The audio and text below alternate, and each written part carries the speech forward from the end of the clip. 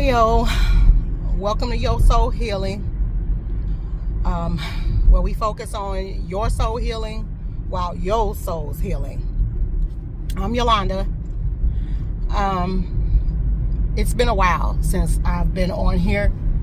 I've been going through a lot and trying to maintain my composure and my just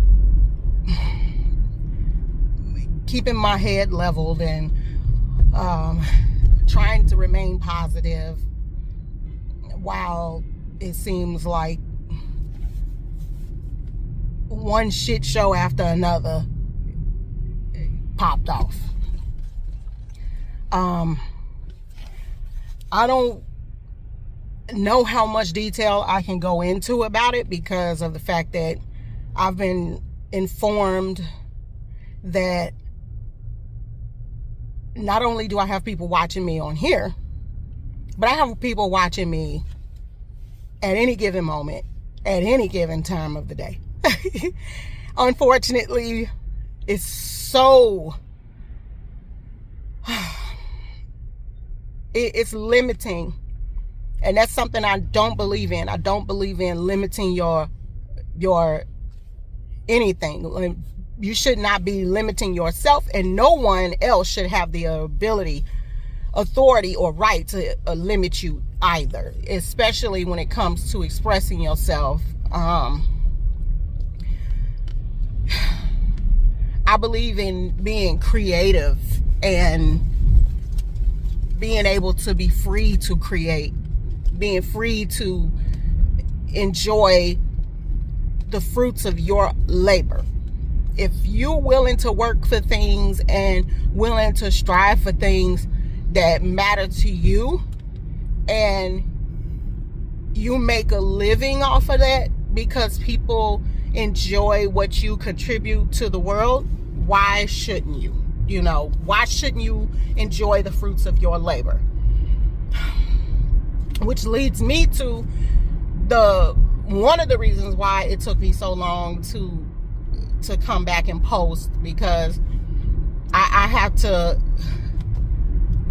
to choose my words wisely and time it right as well.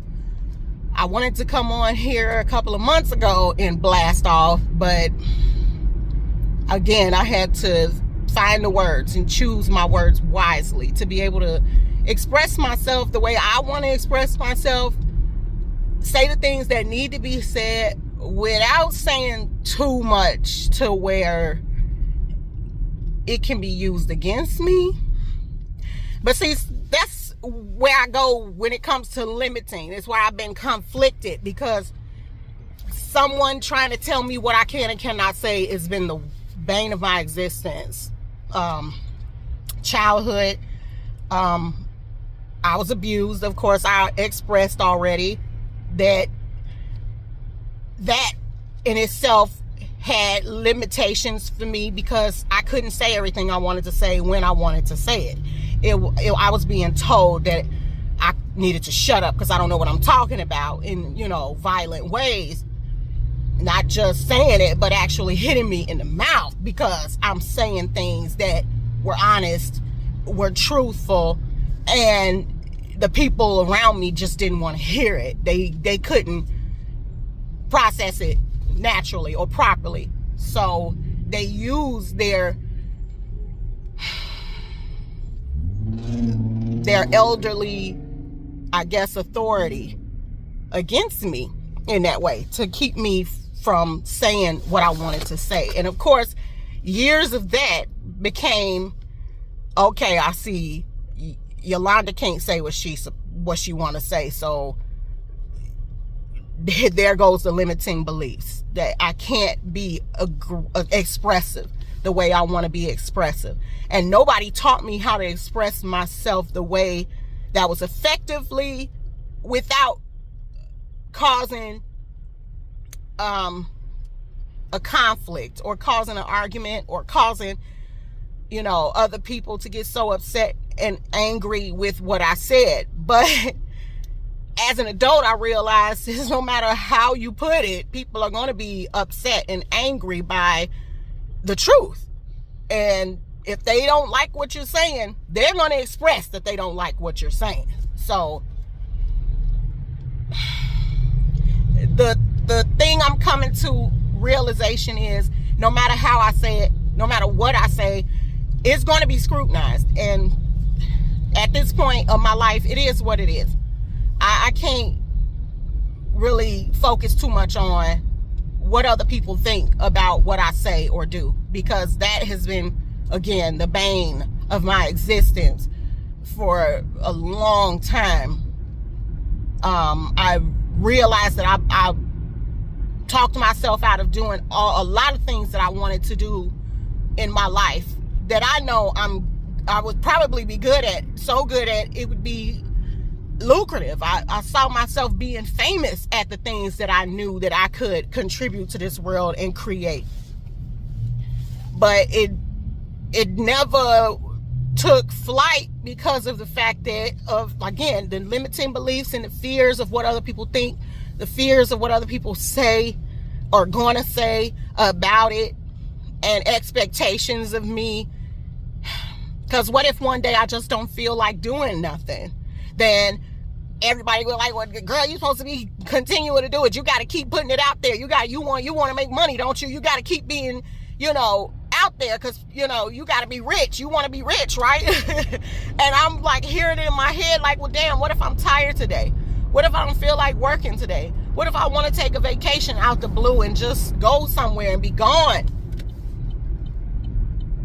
Then I have to deal with the backlash of that, like the so-called people who are supposed to be in my corner, like maybe managers and accountants and lawyers and advisors and coaches and stuff like that. Like, I know it's coaches and advisors out there who are advocates for rest and recuperation, but some aren't.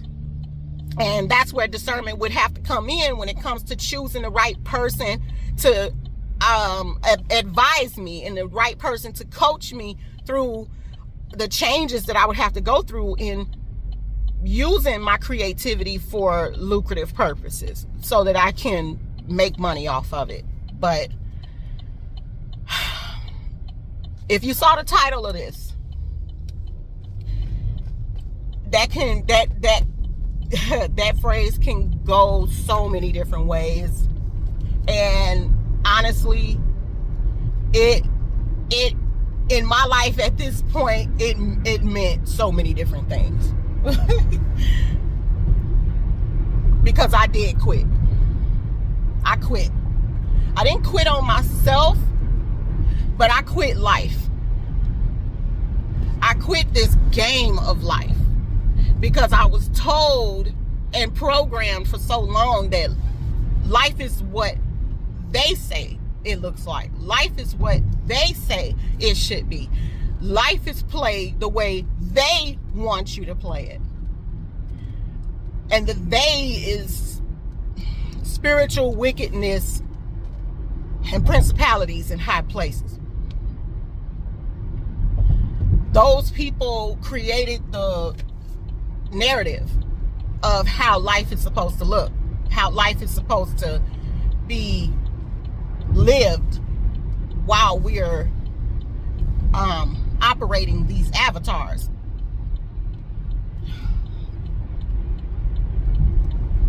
And people want you to like play the game the way they say play it, and I truly believe it's only for the purpose of so they can get rich, stay rich, and you die poor.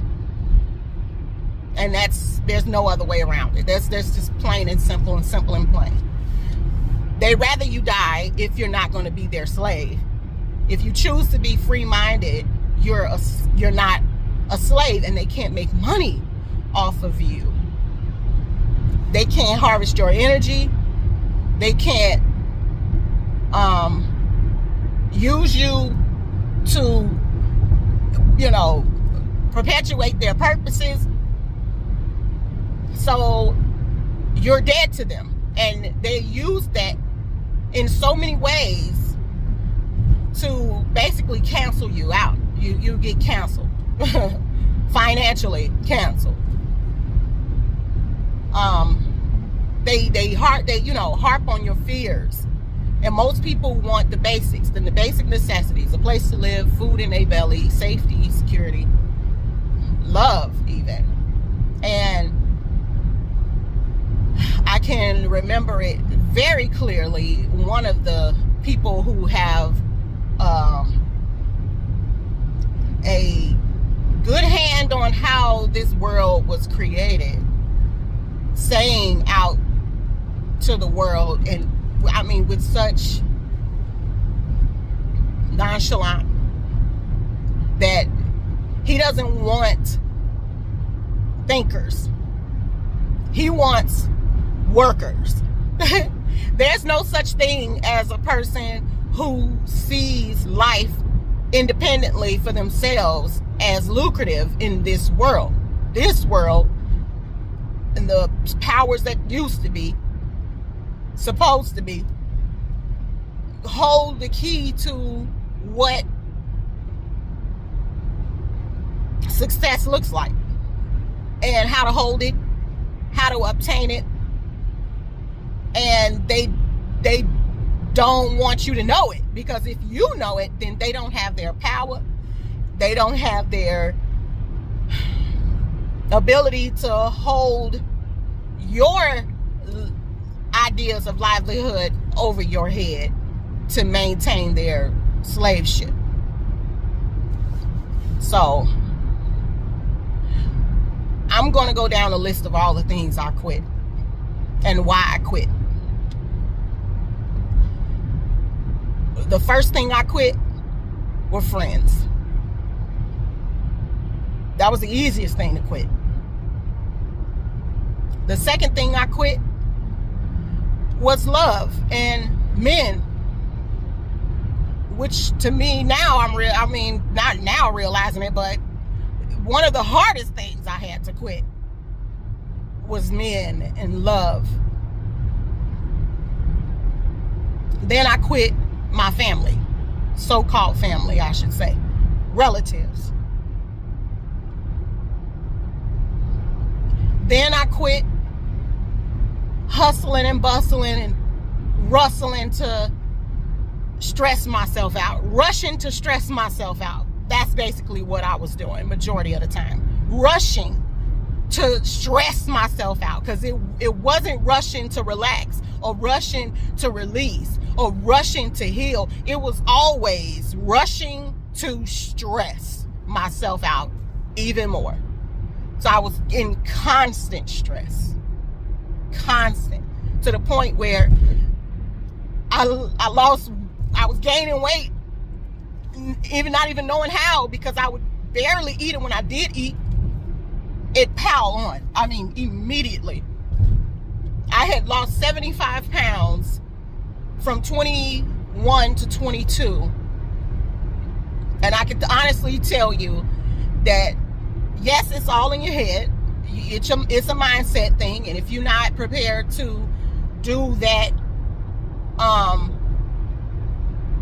regularly and consistently, be prepared for the roller coaster of the ups and downs of that weight scale and your waistline.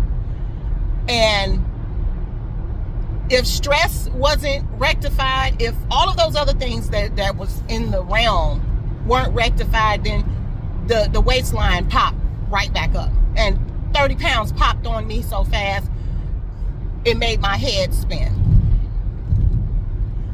And I was just distraught. I was distraught because I couldn't understand how I got to 30 pounds after being so proud of myself for losing 75. I mean, I went from 350 to 275, and I cried in jubilation. I cried in pride, because I couldn't believe I actually did it. I actually stuck to something and was consistent and saw the results, and it worked for me. So I kept I maintained the weight by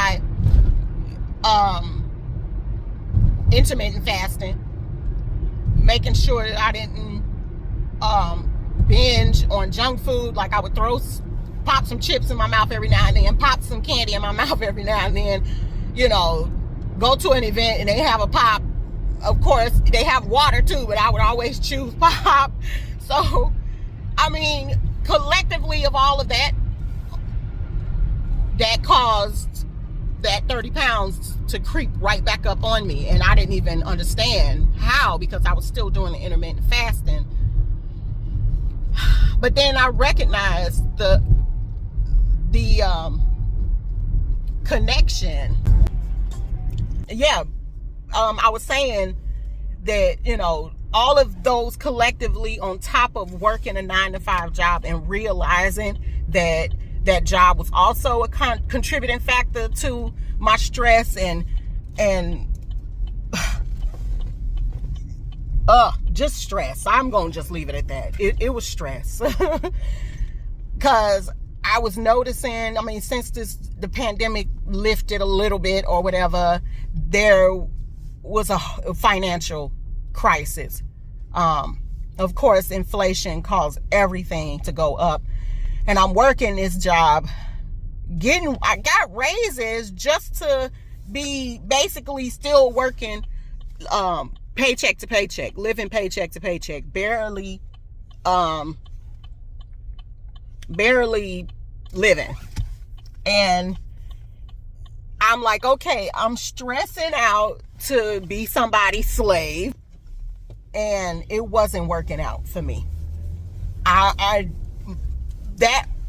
Collectively learning that I had gained 30 pounds while working and trying to, manage a household, manage a family, manage my mental health, manage my emotional health, and virtually having nobody to really talk to about it, because of course I don't want to overwhelm my children with my burdens of, mental health and emotional health or whatever. Even though I know they love me and they care about my well-being, but they have their own stuff. They got their own times to do stuff and take care of themselves. I can't impose myself on their time.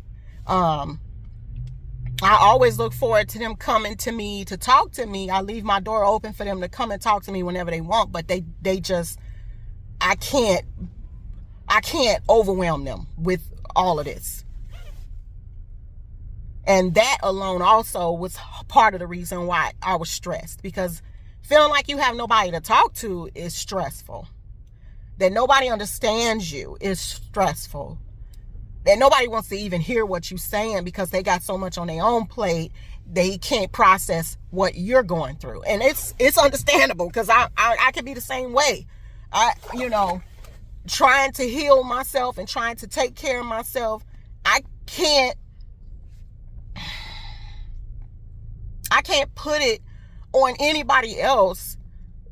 I have to deal with it myself. I can't expect that anybody else would understand what I'm going through and have time to hear me. If I'm going through the same thing, I can't really process what everybody else going through at this moment either, because I'm trying to focus on healing me.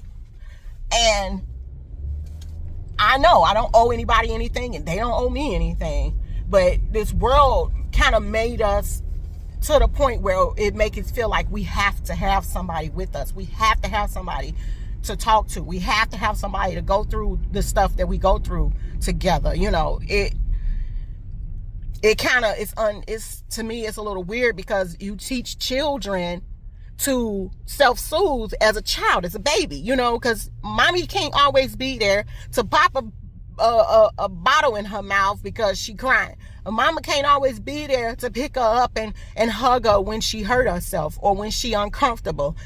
Sometimes she got to learn how to self-soothe. I couldn't do it though. When my babies were babies, I can't stand to hear babies cry. I have to pick them up. I can't do it. So yeah, I coddled my children a lot. And that's because I was hurting inside. So I can understand their pain. I can understand their confusion. I can understand their their fear, because I was still going through it myself. I was still suffering through that myself. So I can relate to my babies, because I was in my mind and my heart still a baby myself. So I'm like healing my children through healing myself through healing my children, trying to, at least, because it is absolutely, nerve-wracking to try to throw out all the stuff that you were programmed to think and feel, while you're trying to raise children to think and feel the opposite. It's absolutely grueling, and it's discouraging at times. It gets really discouraging, but somehow I pushed through. I had a prayer life. I had, was always looking for different ways to release, the tension, like playing video games and, going to the show or watching movies and watching comedy or whatever. Even talking to some friends that make me laugh, family members that made me laugh, that kind of helped. But of course, once that stuff is gone and over with, I still have me to deal with. I still have me to figure out, why am I feeling this way? Why are these things, certain things, triggering me? I had to constantly reflect on me to find out what's wrong with me. Because I can't put it on nobody else. I can't put it on them. It's not their fault. No matter who caused me harm or pain in my childhood, once I got old enough to understand what was going on with me, it's the responsibility of healing fell on me. And that's also isolating too, because it's like, damn, I didn't hurt myself. I didn't cause the certain, childhood trauma. So why I gotta go through it by myself? Why I gotta heal myself? Like, somebody else should be healing me, because I didn't cause the pain. I didn't molest me. I didn't rape me. I didn't beat me. I didn't verbally abuse me. You see what I'm saying? Sometimes I did, because of the fact that I did verbally abuse me at times, because of the fact that, it was placed in my mind to think that I wasn't good enough, to think that I wasn't pretty enough or smart enough or funny enough or hell, just enough for anything. So I always, beat myself up mentally and going, don't nobody want to be with me because don't nobody like me, or don't nobody want to be with me because I'm not pretty enough, or I'm not cute enough, or I'm not whatever enough, just enough. And so much of that, you start to believe that shit. You start to believe it, and it's hard to deprogram that. If you don't have the tools you need to learn how to deprogram yourself from thinking that way and feeling that way, of course, it's going to perpetuate. It's going to keep happening. And little did I know that I was manifesting my life around me to continue to be in that negative energy because of it was constantly rolling in my mind. I was making it happen by thinking that that's what it's supposed to be. I'm supposed to be overweight. I'm supposed to be unhinged. I'm supposed to be, losing it and popping off every little thing somebody say or do to me. I'm supposed to be scared of everything. You know what I'm saying? So of course I'm thinking that that's what I'm supposed to be, and then bam, those things continue to happen in my realm and around me or near me or to me. So I quit food. I quit, again, family. I quit watching certain things. I quit saying certain things. I quit thinking a certain way. And eventually I ended up quitting my job. No, and I didn't have anything lined up behind me. And that was the hardest thing. The third hardest thing to do when it came to quitting stuff was quitting my job, because I had to deal with the idea of, if I don't get some lucrative financing after this, ooh, this world is unforgiving as hell. I don't know how I'm gonna come back from this, how I'm gonna, transition, if this is gonna work for me. do I really want to be outside of the matrix and not being on the slave ship? Do I really want to be outside of the slave ship? Because yeah, my job was a good job. It was a good job. I loved my job. I was on that job for 10 years. I fought like hell to get that job. I wanted that job since I was 18 years old. And when I finally got that job at 34, oh my God, it was like, oh yeah, that's it for me. I'm going to be here forever. Ain't nobody getting me out of here now. I'm retiring from this motherfucker. That's 100. But then,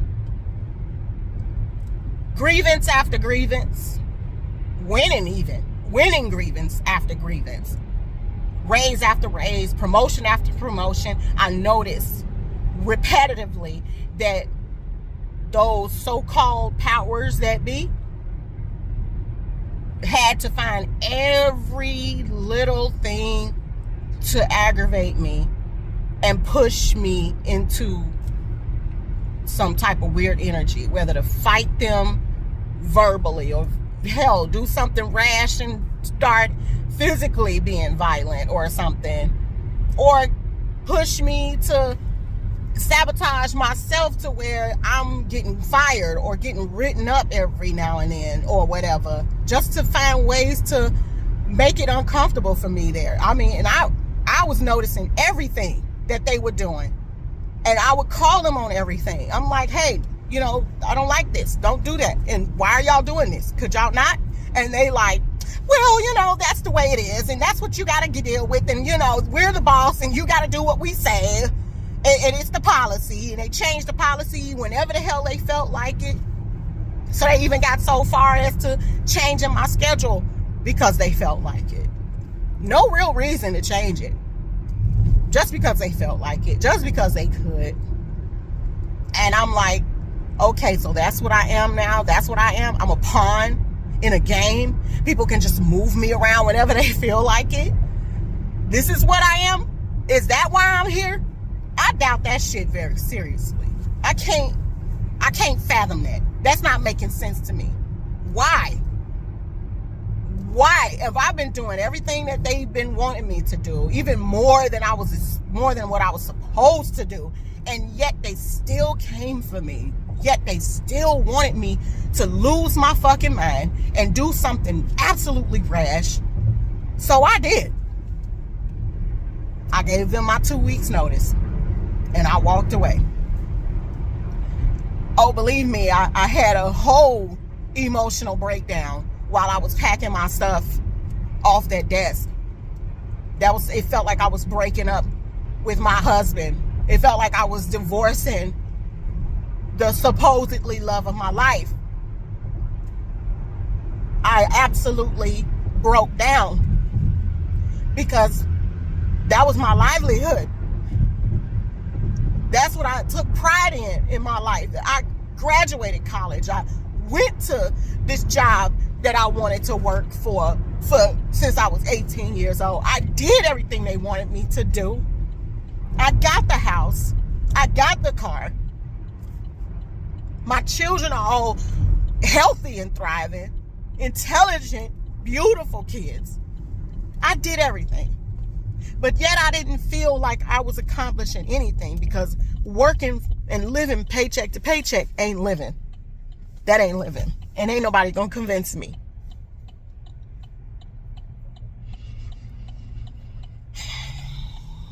So I quit. Unapologetically, I fucking quit. I don't want to live off the government. I don't want to live off nobody, actually. I want to make my own money. I want to be my own boss. I want to have passive income because working, to me, is redundant. Honest to God, it's redundant as hell. I hate it. I've always hated it. But I did what I had to do because I was told that's what I'm supposed to do. Making $60,000 a year and still can't make it from one paycheck to another is fucking nuts. And ain't nobody gonna convince me different. Because if you had told me 10 years ago when I got that job, only making $14 an hour, which was probably roughly $30-something thousand a year, that making $60,000 a year 10 years later still wasn't gonna be enough. You could have fucking threw me out a fucking window. That's just how I would have not believed your ass. You would have had to do all types of crazy shit to me, because that shit I would not have believed.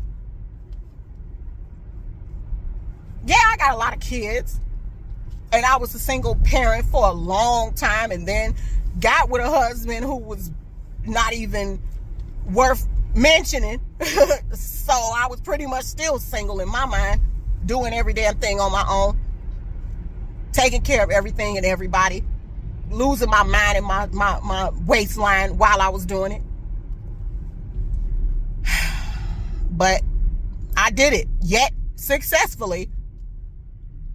But it came to a standstill for me, a pause for me, because now I'm at a place where I believe the universe is telling me it's time to pause. No, stop and reset. There's nothing else to do right now but wait.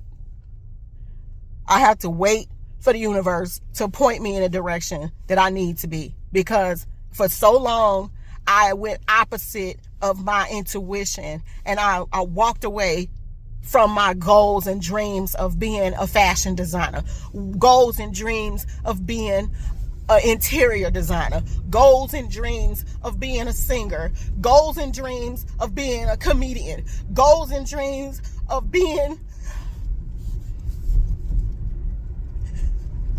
some type of person who could bring some health and healing and happiness to this world, instead of drama, trauma, and craziness.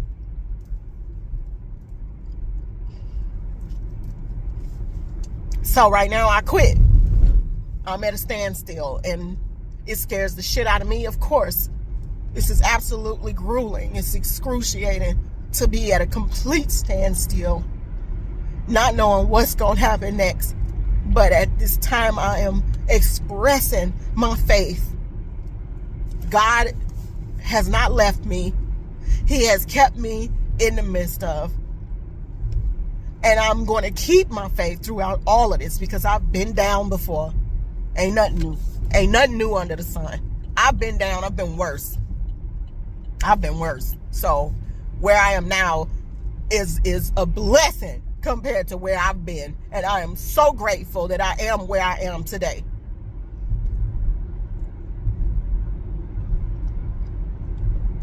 But this is where I lean on God, because my understanding of what it has been is totally shot. I'm in the old body walking in a new world, and I'm totally at a loss. So all I can say right now, I try to maintain positivity in all of this and keep pushing positivity regardless, because it's so much anger and pain and disdain and confusion in the world. I don't want to be another contributor to that. So to all the ones who hurt me before, to all the people I have received pain, anguish, just, what do you call it? Just shit from, because they didn't know how to get rid of their shit any way else but to throw it on me. I forgive every single one of them. I love every single one of them with peace, love, and light. I wish every single one of them the best. I wish every single one of them, again, peace, love, and light, because everybody's going through something. Everybody's feeling it, and nobody's perfect. You make the decisions that you make for any reason or any purpose. And I don't regret any decision, because it's all been a learning process. And if you take anything from anything I've said, remind you that I am walking in positivity regardless.